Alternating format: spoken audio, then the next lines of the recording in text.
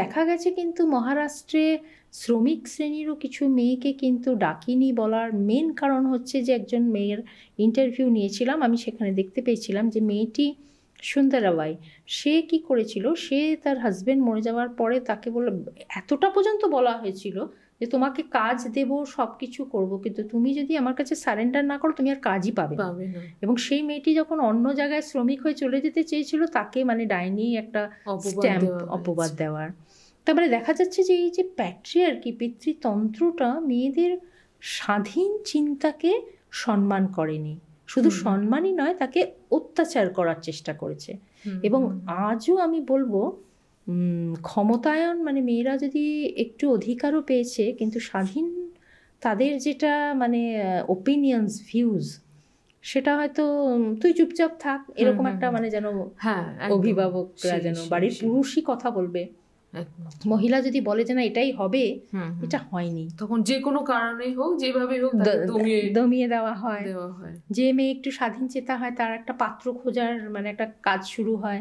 এবং জনজাতি জীবনে এটা এখন শুরু হচ্ছে, আগে ছিল না, এটা এখন শুরু হচ্ছে। এর মধ্যে অনেক ফ্যাক্টরস হচ্ছে।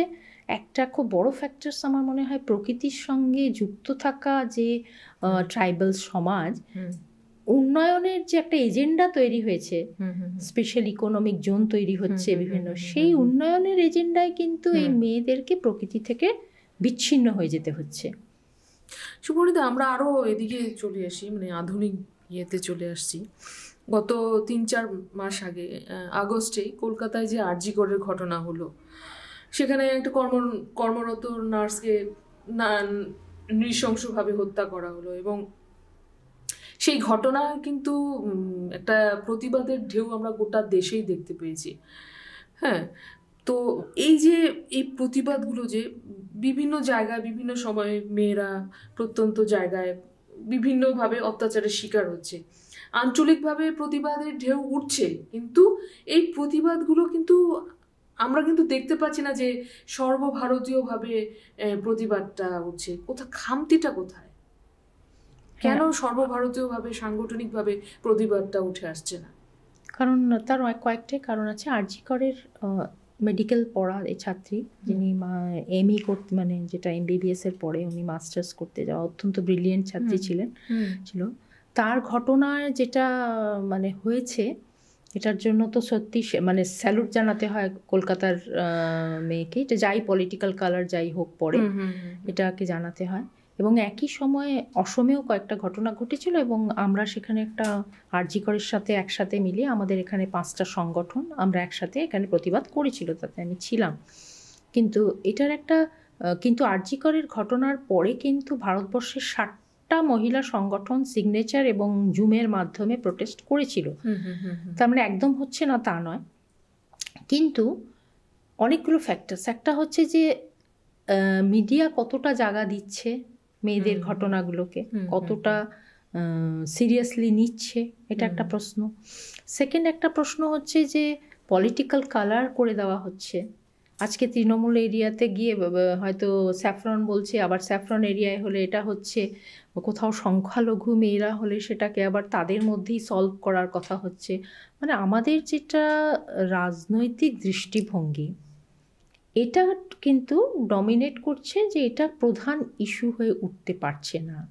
সেখানে অসংখ্য মানে আমার বারে বারে মনে হয় যে মেয়েদের আসলে এই সংসদীয় যেটা গণতান্ত্রিক ব্যবস্থা, তাতে মেয়েদের খানিকটা ব্যবহার করা হয়েছে।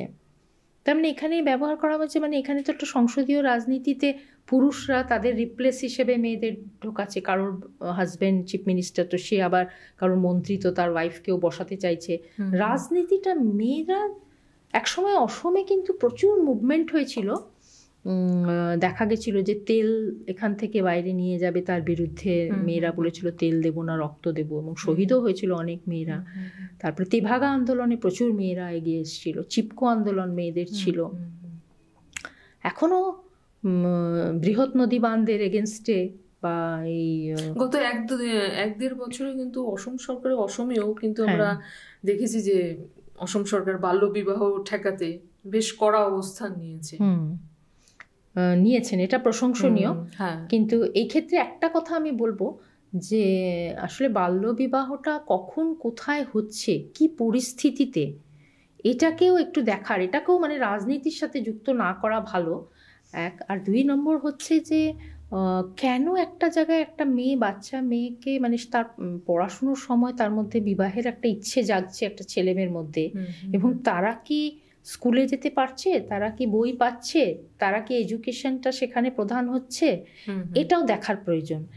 শুধু মানে বাল্যবিবাহ করলো বলে একটা প্যানিক করে অত্যাচার করে জেলে ঢুকিয়ে যেটা শুরু হলো, এবং তাতে অনেক ঝাঁপিয়ে আত্মহত্যা করার ঘটনাও ঘটলো, এই প্যানিকটা হওয়া উচিত না। স্বাভাবিক তো সমাজে যে একটা ছেলে মেয়ে পড়বে, আমাদের এখানে প্রথমত যে গ্রামে গঞ্জে বা কিছুতে একটা ছেলে একটা মেয়ে কথা বলার মতোই এখনো পরিবেশ তৈরি হয়নি, সে বন্ধু হওয়ারই পরিবেশ হয়নি। যে কোনো মেয়ে যদি বলে যে ঘরে এসে যে আমার বন্ধু, সঙ্গে সঙ্গেই সেখানে একটা মানে পর্দা চলে আসছে, কে বন্ধু, কোথাকার বন্ধু, কোন মানে সম্প্রদায়ের বন্ধু, কোন ধর্মের বন্ধু, এই বিষয়গুলো। এই কালকেই যে ঘটনাটা ঘটলো নলবাড়ির কাছে, একটি ছেলের কে এই প্রেম করার বিষয় নিয়ে মানে পিটিয়ে সে আজকে তার বোধহয় চোখও খারাপ হয়ে গেছে আর কি, সে এখন হসপিটালে আছে। তো এই ঘটনাটা তো এটাই বোঝায় যে আমরা স্বাধীনভাবে এখানে ছেলে মেয়েদেরকে আমরা মেলামেশাও করতে দিচ্ছি না।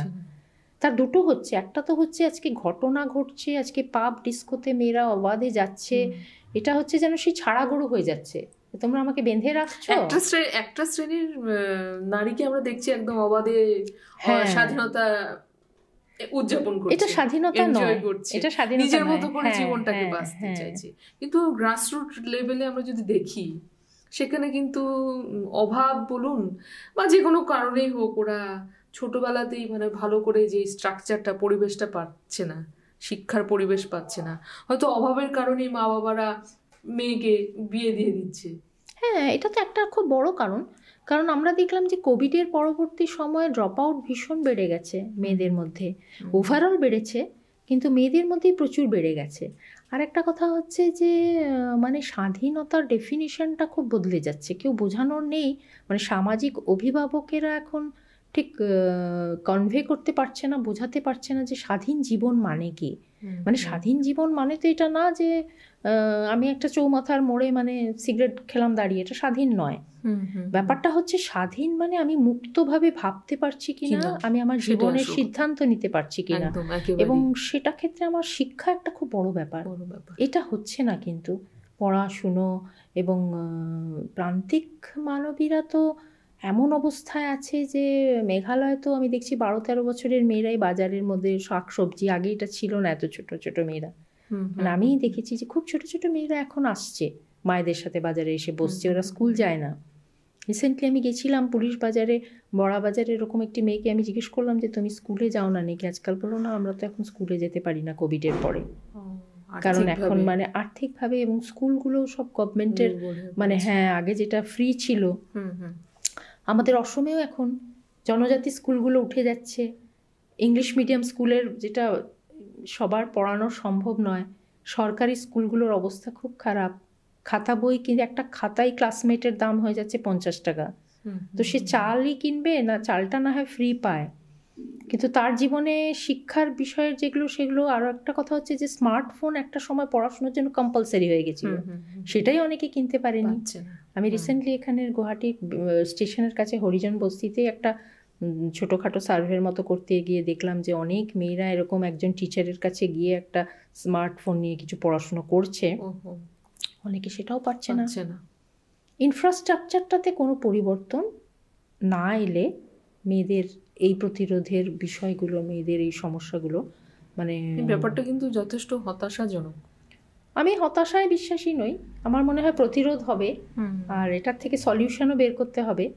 কারণ আমার মনে হয় আসলে মানুষ যখন বাধা পায় তখন আরও বেশি এগিয়ে যাওয়ার প্রেরণা পায়, এই জন্য মেয়েরা এগোচ্ছে বলে আমার মনে হয় এটার জন্যেই, মানে যে যেভাবে নিচ্ছে। কিন্তু মেয়েদের মানে আসলে একজন আরেকজনের হাত ধরাটা খুব প্রয়োজন, খুব প্রয়োজন।